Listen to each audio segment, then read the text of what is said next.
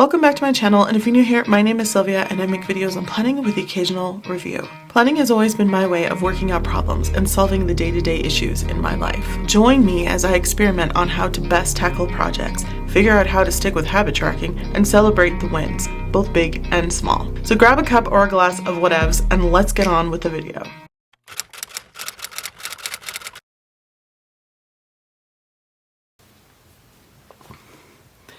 Okay, first planner of 2024. I'm so excited, and I hope it's my only planner of 2024, but it's too early to call that right now. We're at the end of September of 2023. Still have another quarter left in the year. People are here, so if you hear noise in the background, this is the time I had to film, and they're doing their best to stay quiet. So let's start with the specs. This is going to be a review of my Leuchtturm 1917. This is the B6 Plus monthly calendar or planner. Okay, I'm gonna pull this out of the way. So B6 Plus paperback. This is a soft cover planner. I love a good soft cover planner or notebook. They used to be my favorite kinds of notebooks in the past. It was really hard for me to get into the Leuchtturm hardcovers for a while. I was like, I miss my soft covers, but I'm going back, and this is actually my first Leuchtturm 1917 planner ever. I usually go to Moleskine, which is similar, and they definitely are soft-covered, but here we are. B6 Plus paperback. This has 16 months in it, so what that means is you get the full year of 2024, 2 months before the year and 2 months after the year. 2024 and 2025 planning overview, okay, and we have 2023, 24, and 25 calendar overview. So that's awesome. And then they have like the holiday page, which is Googleable. Do we say Googleable? Googleable? Yeah, Googleable information. So yeah, that's included though, so good for them. Also, this says English, so I'm not sure exactly how many languages it comes in. It probably says on the inside of this, but be aware that you should be looking for English if that's what you want. On the back, we have some more specs. So this says that we have labels, which are right here. I already got a pen mark on here, my bad, but I always use these towards the end. If you're trying to put these on the outside of your notebook, they are going to peel off with use, even if you are pretty gentle with them. I mean, maybe not. I feel like I'm pretty gentle with my notebooks, and I did one time put these on the outside and it didn't work out. These are more for archival purposes, so I don't recommend them for everyday use. And then you have the thank you very much card signed by, I imagine, people either that own the company or on the board. And you can find those in the back pocket, the gusseted pocket in the back.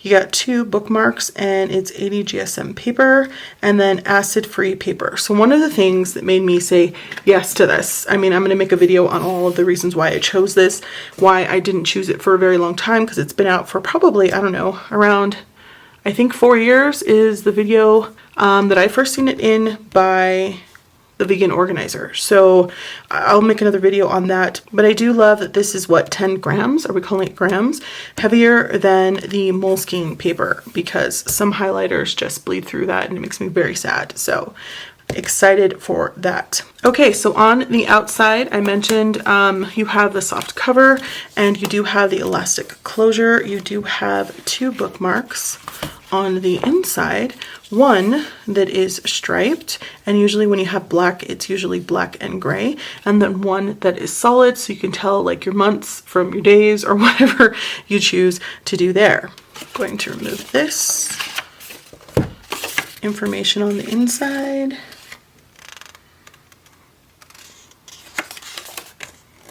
Also, hopefully we remember to talk about this when we get there, but I'm going to show this now.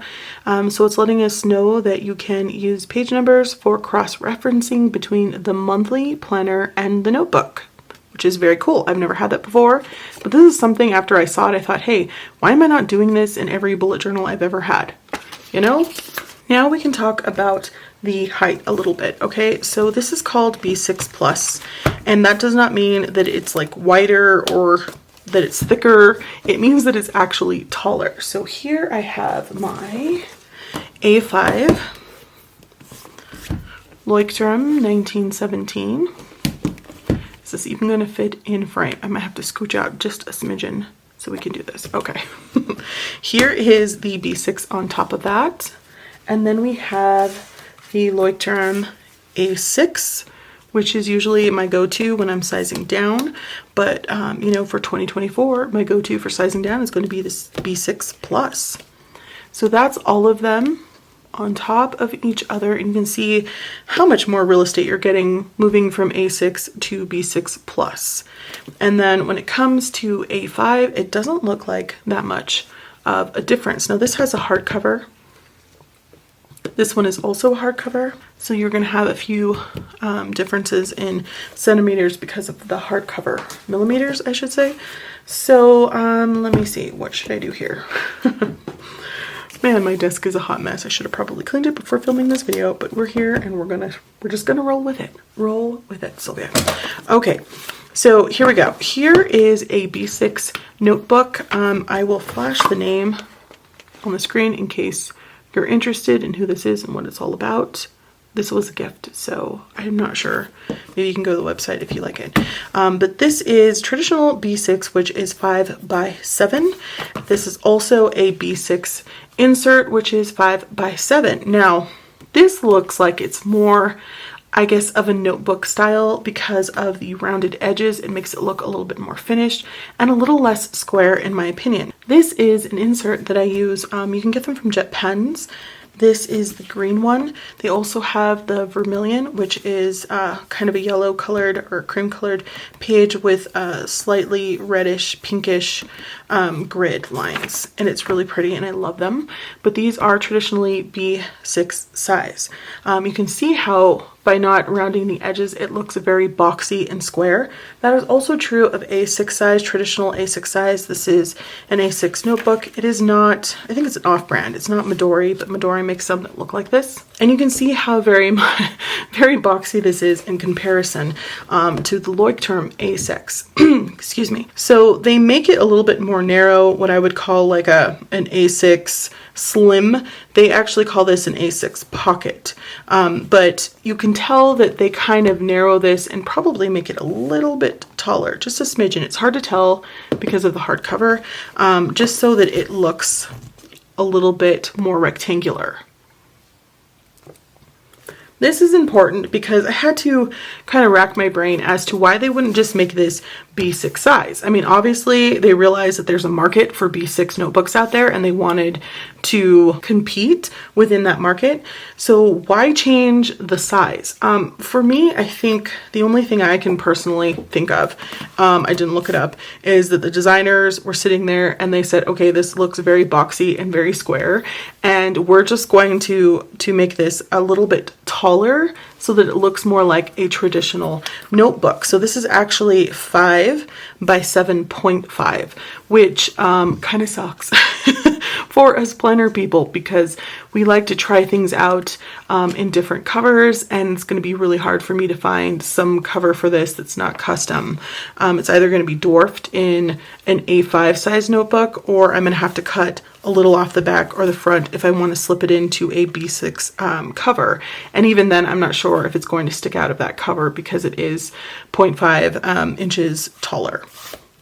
So that is what it is, and part of the reason why I haven't bought this before, even though I know that it has been around. So let's go on into the inside. Oh my gosh, the clouds are rolling in, so hopefully this video is going to be somewhat lit. Okay, so we have the traditional cream colored paper on the inside, like most Leuchtturm notebooks. I'm going to zoom in a little bit so you can see this a little better and it focuses, hopefully. So you have this traditional front page where you can put, if lost, please return, or, you know, just an email address, or you can put a quote. Sometimes I just put a quote there.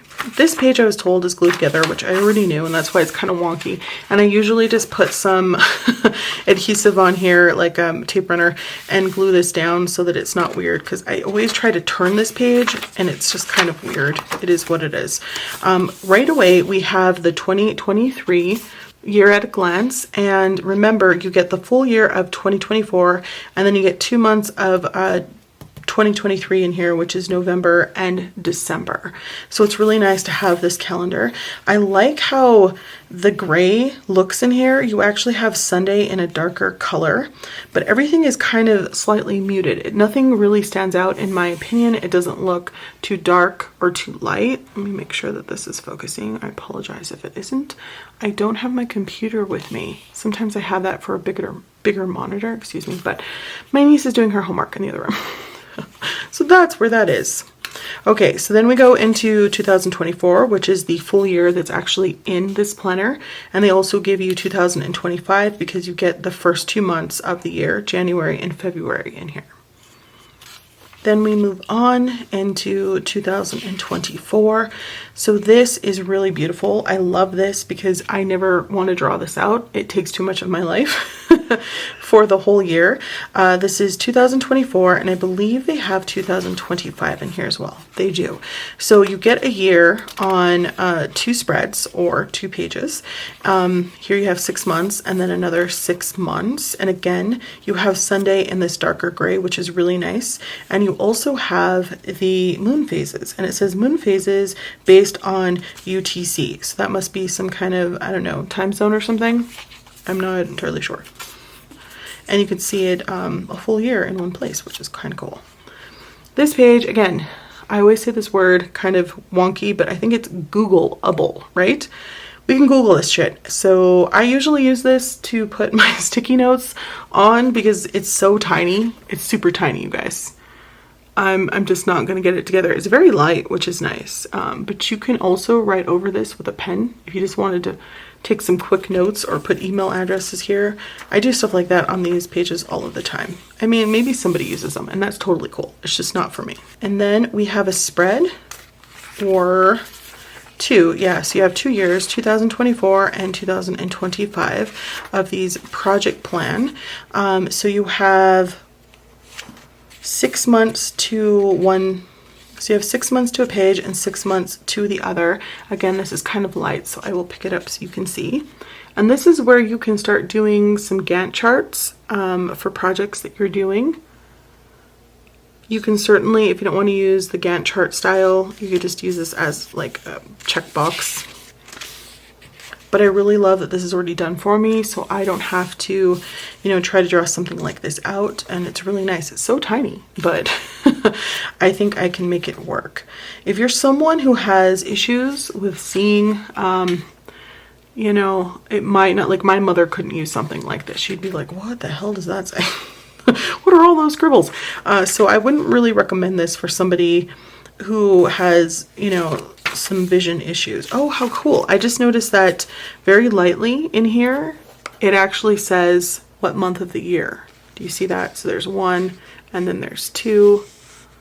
And that's kind of cool. What a wonderful little detail. And again, it's very light, not intrusive, but again, if you're having vision issues, you probably wouldn't even have noticed. I barely did. So there's that. Maybe that's not saying much. I don't know. So here we come to our first month. Again, this starts in November of 2023. We are currently in September of 2023. So if I wanted to, I could certainly start this in October because there's dot grid pages in the back. I could just draw out October and get started in here. I'm not sure if that's what I'm going to do, but I do like that for us impatient planner people who can't wait to move into our planners, you can move into this technically 2 months before the new year. I also love that this is a Monday start. So for those of you who don't like Sunday starts, this is a planner for you. And for those of you who do like Sunday starts, I don't know that they have a Sunday version. I'm pretty sure that they don't. So that might be a no for you. At the top here, there's plenty of space for you to write some goals for the month, which is really nice. You have this like weekly overview of last month, the month before, and then the month after. So this is the part we come to where it was talking about this right here, where it says use page numbers for cross-referencing between the monthly planner and the notebook. So right here it says, okay, like you could put number 13 there and you can reference to that page. So if you had a list, let's say for this day here, it's a birthday party and you're working off that list, you could just come back here and say that that list was on page 43 and you just write 43 in there. And I think that's kind of snazzy. And I was thinking to myself, man, why haven't you been doing this in your bullet journal all along? Also, if like you don't journal every single day and you had like a very heavy journaling day, you could put the page number for that day of journaling there too as well. But not everyone journals, and people might use this just straight up as a work planner or what have you. So lists might work better for everyone else. Down here you have some more space, so you can put some more goals or things that you want to check off. Okay, so then we're moving on, and the other thing I wanted to mention about these monthlies is up here on the top you'll see that, let me pull it up again. So Sunday is still in that darker color, but not here. It's actually the same color as the rest of the month. Over here it tells you what week of the year it is, which is pretty awesome off to the side. There's also a box for every week at the end here. So this is week 6 of the year. We're on February of 2024, which is really nice. And again, they have that like little, I don't know, notch here that separates if you wanted to put, I don't know, like a to-do list for that week. Like week 6, you could put page 125, and that could be like a to-do list just for this entire week, which is kind of snazzy. And another way you can use this planner. Oh my gosh, I'm loving it. I'm loving it, you guys. So I did want to mention, this is not one of them. Let's see if I can find one. Okay, so for September of 2024, you will see that we have to divide the day into 2 because there's not enough space down here for another row. I prefer for them to just put 30 up here at the top. Does that make sense? A lot of planner people do, maybe some people don't. Just so I have an entire, you know, each day is separated. So I think I would use a cream colored correction tape to correct all of this and move it up here for sure. And you can see also they do that for the week. They divide it in half. And if you're really used to this nice full box, you probably want to have a box per week. So I would move week 40 up here too as well.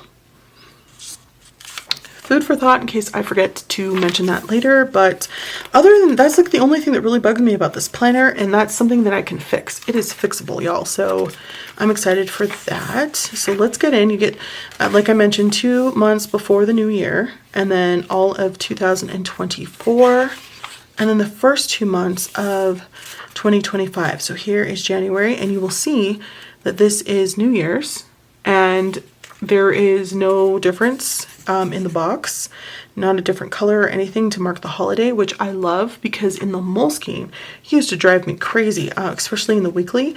It would put like every single country abbreviated that, you know, celebrated a holiday that day. So some days were just very crowded and busy, and I didn't like the way that looked. This one doesn't do it at all. Most planner people have stickers anyway for holidays and stuff, so this is a very clean, and I really like that. Japanese planners will usually have Saturday in blue and Sunday in red, so I like that everything's the same color. That makes me happy. And then again, you have the second month of 2025. Then we have the content page, or where we put our index. I'm terrible about indexing, you guys, but you do get a spread or 2 pages here.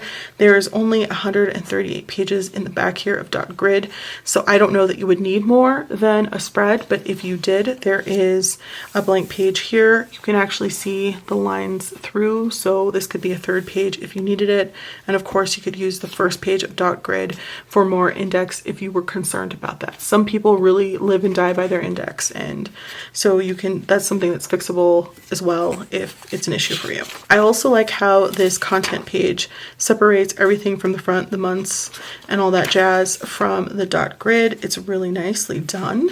You can go ahead and put a quote, stickers, pictures of goals throughout the year, like a what's it called, you know what I'm talking about right here. That would be really nice. I like that this is a subtle gray dot grid. It is 5mm grid, which is really nice as well because I have big handwriting and I can't stand that 4mm and 3.7mm grid that are in all of the Japanese planners, you guys. It kills me. And you can see here we got our first page here. Oh, I love this cutesy little planner. Here's my hand. I don't actually, I mean, maybe it looks chunky and whatever, but I pretty much have average hands for being so tall. I'm 5'10". But I love that. It's just so cute. I don't know. Let me show you a page in the A6, kind of the difference here. So this is how much more real estate you would get around the edge here, which I think is just enough. It's not too big, not too small, just right. This might be my Goldilocks planner, you guys. I love that. Okay, let me look for a daily. So here's how my daily looks. It's a little cramped. I have to put this little header all the way up to the top in order to get enough space to fit things in.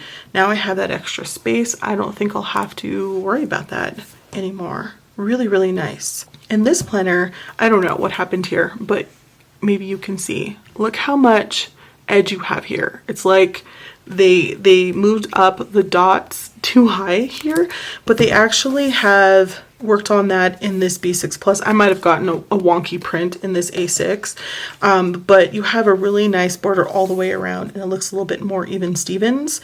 This has one less dot grid, I imagine, only because it has the numbers at the bottom. Otherwise, I think it would look almost identical from the top amount of space to the bottom amount of space, if that makes sense. So I like this is centered a little bit more. Very, very nice. And at the very end here, you have 138 pages and your gusseted pocket in the back here, which houses your archival stickers and the little thank you note and any stickers or anything else that you would like to carry. This is so darn stinking cute, you guys. I love it. I am so excited for this. I'm kind of sad about it being 5 by 7.5, a little bit too tall for B6 covers, but I think that it's just right as far as, you know, sizing down. What are your thoughts, you guys? Is this something you would try out for 2024? I think that the price point for this when I purchased it was $18.50, something like that, and I got it on sale for $15-ish, something like that. Yeah, and you could absolutely pair this with another B6 Plus notebook because Leuchtturm does carry a B6 Plus line now, just so you have more pages in the back if you needed them. So if you're interested in this planner, stay tuned and be looking for more videos because I am going to be talking about how you can use this planner in the future. All right, so don't forget to like, comment, and subscribe. I hope this was helpful. Thanks for watching, and I'll talk to you soon. Bye.